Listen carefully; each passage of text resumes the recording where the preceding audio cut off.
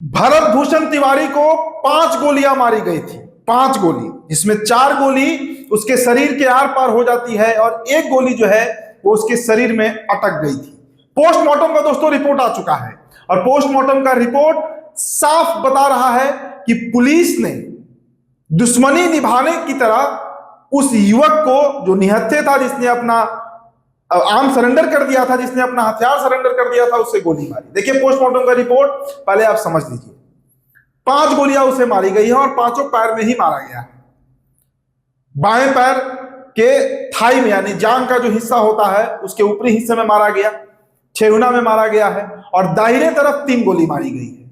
दाएं जांग में मारा गया है, मध्य भाग में मारा गया है और जो काफ मसल होता है वहां पर भी एक गोली मारी गई है जो आर पार हो गया था। एक गोली शरीर में अटक गया था। तो अब बताइए आप कि जिस 6 महीने की चर्चा हो रही है, जिस पर हमने खबर किया भी था कि जो एक कमेटी का गठन हुआ है पटना हाई कोर्ट के पूर्व न्यायाधीश विनोद सिन्हा के देखरेख में, उस कमेटी को 180 दिनों का समय क्यों दिया गया? क्या ये साक्ष्य पर्याप्त नहीं आपको लगते हैं?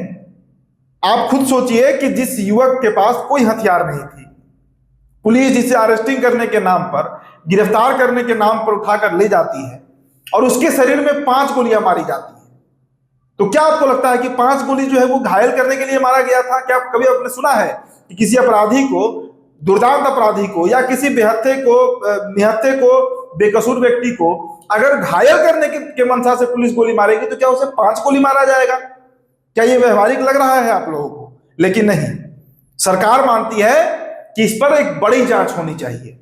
दोस्तों देखिए, मैं बार बार कह रहा हूं कि भोजपुर पुलिस से लेकर, मतलब भोजपुर के एसपी से लेकर, भोजपुर के प्रशासन से लेकर और जो बिहार एसटीएफ है, स्पेशल टास्क फोर्स है, सिर्फ अगर इन पे जांच हो जाए कि किस मंशा से भरत भूषण तिवारी को मारा गया था।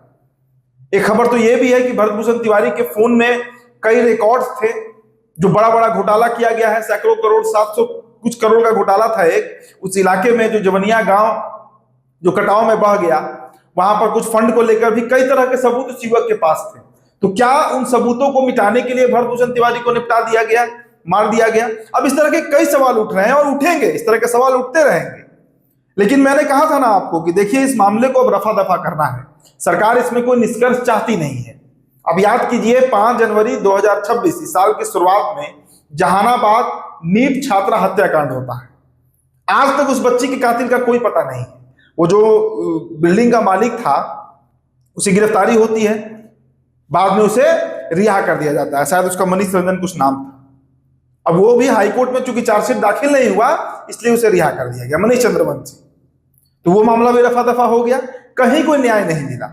खूब मार्च हुआ, प्रोटेस्ट हुआ, कैंडल मार्च हुआ, पटना से जहानाबाद तक सीबीआई गई, सीबीआई का दौरा हुआ, खूब जो सरकारी प्रक्रिया होती है वो दिखा होते हुए निष्कर्ष क्या पहुंचा आज तक? 6 महीने का समय बीत चुका है दोस्तों, 6 महीने का समय बीत चुका है, अधिक समय हो रहा है। अब कहीं कोई फैसला नहीं हुआ, कहीं कोई अपराधी नहीं पकड़ा गया। आप देखिएगा, मैं इस बात को आश्वस्त करके कह रहा हूं कि बिहार सरकार का जो रवैया मुझे समझ में आ रहा है, हो सकता है मैं गलत भी हूं और भगवान करे कि मैं गलत ही हूं, इस प्रकरण में भी लिपापोती होना ही होना है। क्योंकि 5 गोलियां लगना अगर एक युवक के शरीर में लगा, और पोस्टमार्टम में जो गोली शरीर में फंस गया था पैर में, वो निकाला भी गया है, 5 पुलिस की गोलियां हैं। तो एसटीएफ है, भोजपुर पुलिस है, सब शक के रडार में है। लेकिन जांच करना है। अरे भाई, इसमें जांच क्या करना है? वो पुलिस अधिकारी जो वहां पर मौजूद थे जब गोलियां चली, उनको बैठाइए, रिमांड पर लेना है, पूछताछ करना है, सारी बातें वो बता देंगे कि किसने फोन करके ऑर्डर दिया था गोली चलाने के लिए, या अगर फोन करके ऑर्डर नहीं मिला था तो अपने मन से क्या इन्होंने गोली चलाया, तो फिर इनके ऊपर धारा 302 के तहत केस दर्ज हो, एफआईआर दर्ज हो, इन पर भी हत्या का मुकदमा दर्ज हो और उस पर केस चले। लेकिन नहीं, ये नहीं होना है। और जबकि देखिए, सम्राट चौधरी ने सार्वजनिक तरीके से, एक तरीके से कहिए तो उन्होंने इस पूरे प्रकरण में माफी भी मांग ली है। लेकिन उससे क्या होना है? भरत भूषण तिवारी का परिवार बिखर चुका है। आज पूरा देश, मैं बिहार की बात नहीं कर रहा हूं, उत्तर प्रदेश से कई लोग पहुंचे हैं उनकी आवाज पर, झारखंड से कई लोग पहुंचे हैं उनकी आवाज पर, हरियाणा से पहुंचे हैं लोग, कई हिंदुवादी संगठन के लोग पहुंचे हैं वहां पर। और अब देखिए, इस पूरे प्रकरण को जातीय रंग देने का प्रयास किया जा रहा है। जबकि मैं बार बार कह रहा हूं कि भरत भूषण तिवारी संपन्न घर का लड़का था, 5-7 बीघा जमीन था उसको, वो कोई भूखमरी वाला के कगार पे नहीं था, वो लड़का के लड़ रहा था। वो जिनके लिए लड़ रहा था वो तबका शोषित रहा है, वंचित रहा है, पीड़ित रहा है। बिंद बेलदार हो गया, नोनिया हो गया, केवट हो गया, इन जातियों के लिए वो लड़ रहा था, इनके लिए लड़ रहा था। और ये लोग वहां के कह रहे हैं कि भरतभूषण तिवारी हमारा भगवान था, हमारे लिए फाइट कर रहा था, वो सिस्टम से, वो सरकार से लड़ रहा था। लेकिन नहीं, सरकार 6 महीने का समय मांगी है कि 6 महीने का समय दीजिए, तब हम जांच करके बताएंगे कि इसमें क्या हुआ था, कैसे हुआ था और अपराधी कौन है, कौन दोषी, इसके लिए बताया जाएगा। तब तक मामला जो है वो ठंडा पर बस्ते में चला जाएगा, मामला खत्म हो जाएगा। तो देखिए, पोस्टमार्टम का रिपोर्ट बहुत कहानी बता रहा है, बहुत कुछ इंडिकेट कर दिया है कि इस मनसे से ही मारा गया कि उसकी मौत हो जाए। बाद में दिखाया गया कि पुलिस जो है वो उसे लेकर भागी अस्पताल, फिर पीएमसीएच रेफर हुआ, यहां पर मौत हो गया, बहुत कहानी है उसके बाद।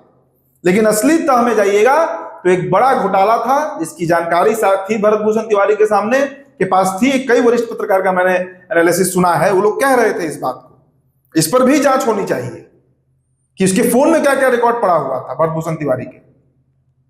क्योंकि पुलिस साधारण मंशा से उसे नहीं मारी है, और मारने के मंशा से ही गोली चलाई है। अगर घायल करना होता तो एक गोली पैर पर लगता, अस्पताल ले जाया जाता, उसके बाद उसका एफआईआर होता, केस होता, या पागल खाने भेजा जाता, कोर्ट भेजा जाता, जो होता सो न्यायपालिका के तहत होता, जुडिशरी के तहत होता। लेकिन एक तरफ उसका हथियार सरेंडर कराया गया और दूसरी तरफ उसे ताबड़तोड़ 5 गोली मार दी गई।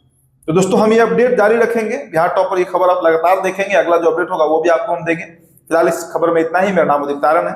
तो बिहार टॉपर ये वीडियो आप देख रहे थे, बहुत बहुत शुक्रिया।